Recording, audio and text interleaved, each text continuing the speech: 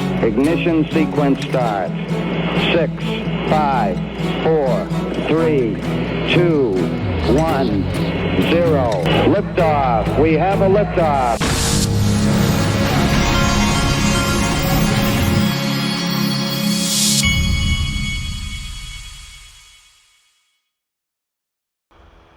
Hey everybody, this is the Digital Asset Investor, and we've got an XRP that's hanging around at 233. The market's up to 2.71 trillion, kind of a little bit up, flat-ish. Another poll, another XRP win. Let's hit the refresh button on this Paul Barron poll. What assets your go-to for the long haul in crypto investing? XRP at 88%. And as I've said before, there will be signs, folks. This is one of the Bitcoin maxis who's been bashing Ripple and XRP. I'm not going to try to say his name. But I just want you to imagine being a person that thinks that it adds to the legitimacy of Bitcoin by doing an interview by a guy in an orange toboggan. Not in this lifetime. XRP the one, what a clown show. Speaking of clown shows, does anybody remember this from Bitcoin Miami? We're not selling! We're not selling! Fuck Elon! Fuck Elon!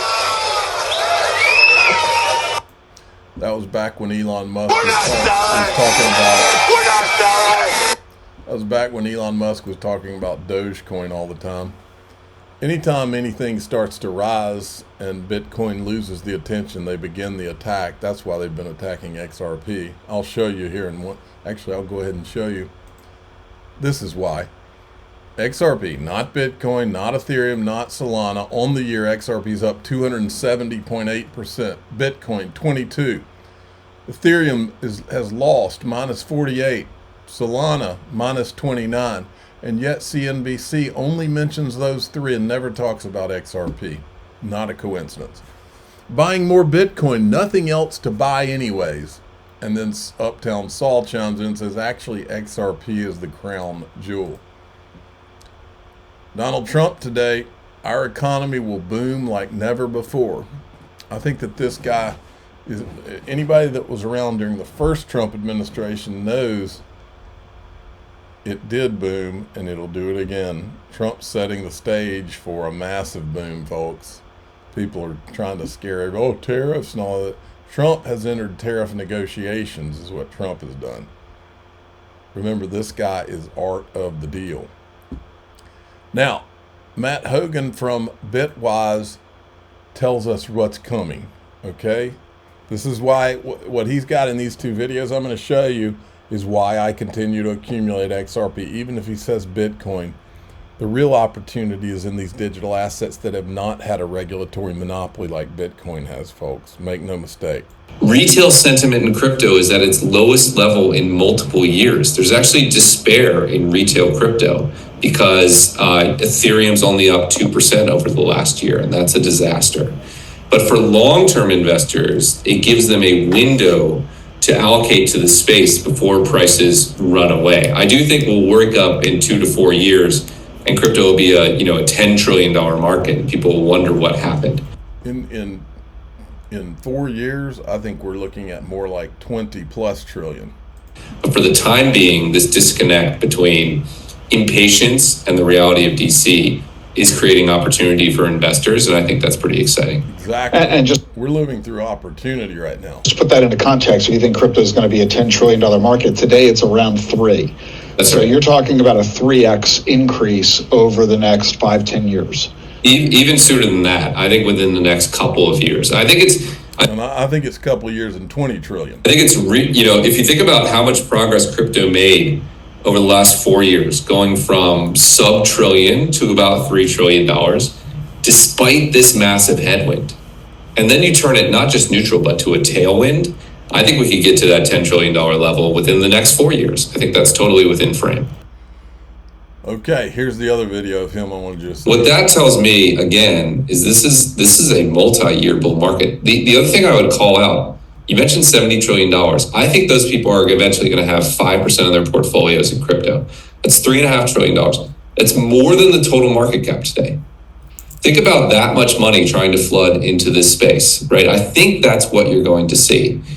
Even though the spigots are only open a little bit, so far this year, ETFs have bought about 40,000 Bitcoin. Corporations have bought about 50,000 Bitcoin. The Bitcoin network has produced about 18,000 Bitcoin. So even though we're only open this much, it's 90,000 Bitcoin of demand against 18,000 Bitcoin of supply. When you think about that, $70 trillion finally getting their taps on, I think people underestimate the scale of the impact. I agree. By the way, Matt Hogan will be at XRP Las Vegas.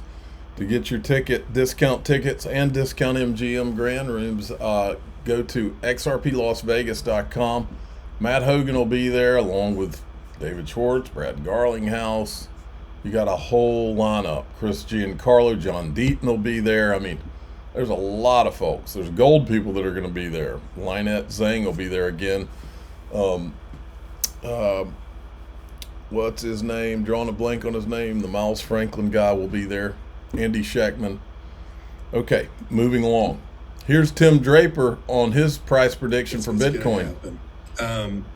Sure, yeah. I mean, people want a prediction. Sure, 250,000 by the end of this year. But end of 2025. Yeah, but what's really going on is we should really be not comparing it to the dollar anymore, because the dollar is, all fiat currencies are going to fall against Bitcoin. They continue to fall against Bitcoin. People look at Bitcoin versus the dollar, they're looking at the Bitcoin price in dollars. If you look at it slightly differently, you flip it around, Bitcoin's to the dollar, you see the dollar just falling off the map. But people aren't looking at it that way. I think you should be comparing Bitcoin to, how much, a dozen eggs or whatever it is. I think that's a better way to imagine it, because it's almost not fair to compare Bitcoin to the dollar, because if you believe, as I do, that the dollar is an antiquated currency that is not long for this world, in the next 10, 50 years, that's not even a fair comparison. I want to reiterate something. I want all digital assets to do well. Bitcoin, I want to do well. Ethereum, Solana, XRP, XLM, ADA, XDC, you name it, Hedera. I want them all to do well on a level playing field. But if XRP and Ripple are going to be attacked the whole time that XRP rises while the others rise, then forget about it. We'll defend ourselves, defend XRP, defend Ripple when they're accused of something that's a lie. That's just part of the game. We respond to this stuff. It's not because I want to be talking about Bitcoin all the time. Okay, this right here is great to join. This is Reese Merrick from Ripple. He is, what's his title? Senior Executive Officer, Managing Director, Middle East and Africa. What does this mean for you and the team at Ripple? Look, essentially, this is the first, we're the first blockchain-powered cross-border payment solution that have full approval and regulation to operate in the region, which is, extremely exciting. And certainly, evidence is the forward steps that this region are taking to allow innovation to be able to flourish.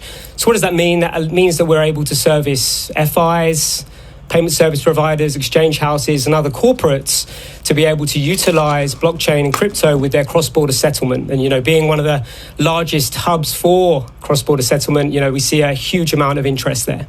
You said it, Reece. We are the hub word, that's Absolutely. For sure. How often do we use that at the moment? Look, Dubai long made plays of being a hub for aviation, a hub for tourism, a hub for this, a hub for financial services.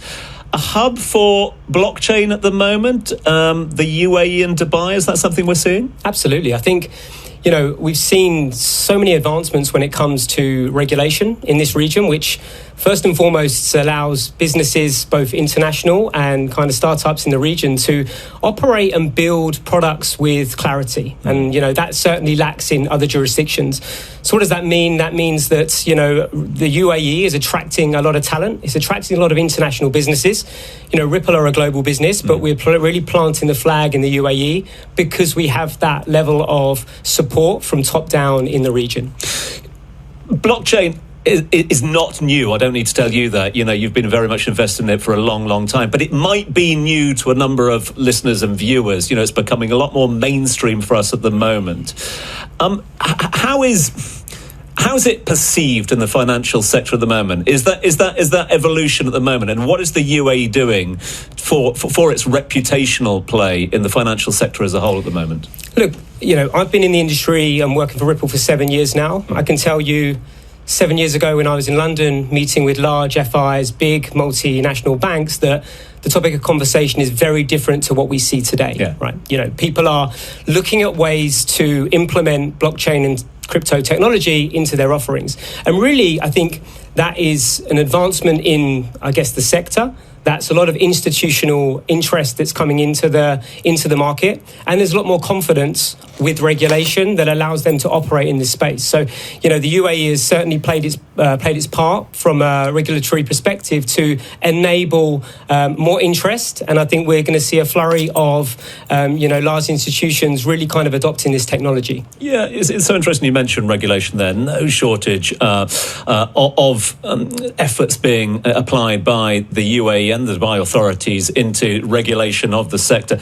In terms of practicalities, it's interesting that we're chatting to you on the same day. I was just talking to Kaspersky a few minutes ago about the rising problem of bank frauds, the rising problem of losing, of being affected by people stealing your details, etc., online. How is blockchain impacting global payments at the moment? How is it improving global payments? Look, if you think of cross-border payments today, essentially they're built on technology which was from the 1970s. So in essence, if I want to move money if I'm a corporate and I want to send funds overseas, typically that payment could take, 1-2 days, may fail, will be extremely costly to do that. So the benefits of blockchain is you can move value in real time at a fraction of the cost. So really it adds that level of speed, efficiency and transparency whilst reducing the level of, failures along the way. Blockchain, obviously here to stay. Crypto technology is obviously here to stay. Again, what do you say to the naysayers out there who might be listening in or otherwise going, oh yeah, this is just a little bit of a trend at the moment? I think from a Ripple perspective, we're very focused on building utility around crypto, around blockchain.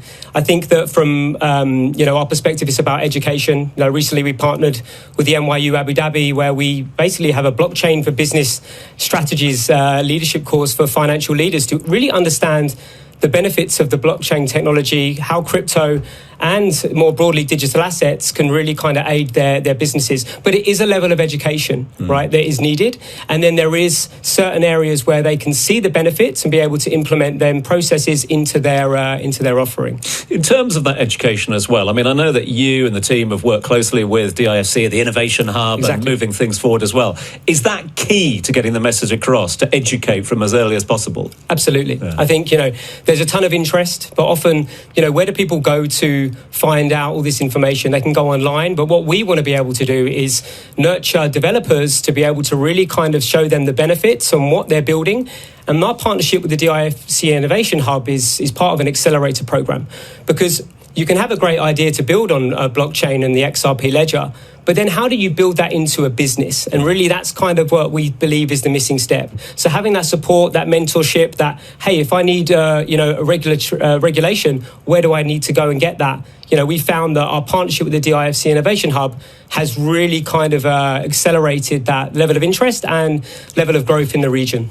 Right, let's find out what's next if we can, because congratulations again, as you said, a first in this sphere to get fully licensed by the DFSA. You've talked to us about what this means to you, but what's it mean next for all the team at Ripple? What's this going to allow you to do, not just here in Dubai and the UAE, but further afield? So Ripple, as you mentioned at the start, we're a digital asset blockchain infrastructure provider. So first and foremost, where we have licenses and we've acquired 60 globally now, we're able to serve those markets to be able to benefit from our cross-border payment technology. We also acquired a company called Metaco, who are an enterprise bank-grade custody solution, whereby you mentioned earlier about fraud and safety. That is paramount for any institution to enter this space. And we have, the likes of HSBC, BBVA, DBS actually using our custody technology to ensure that safety when it comes to holding and dealing with digital assets. And then we launched a USD-backed stablecoin the back end of last year, which again we see as the next phase of, the way that is growing is considerable, and we see a huge amount of benefits as it overlaps with our payment offering there. Busy times. The future is bright. Now, we're going to go into DAIXRP.com. That's the Patreon. If you'd prefer to join through YouTube, click below this video, click the join button. You'll get extended videos. You'll get no advertising. And today, I'm going to talk to you about what I think is in play on this the Ripple settlement talks with the SEC right now and some other things. I'm the digital asset investor. I'm not an investment advisor. This is for entertainment purposes only. Please subscribe, hit the like button, tell your friends and family. Here we go.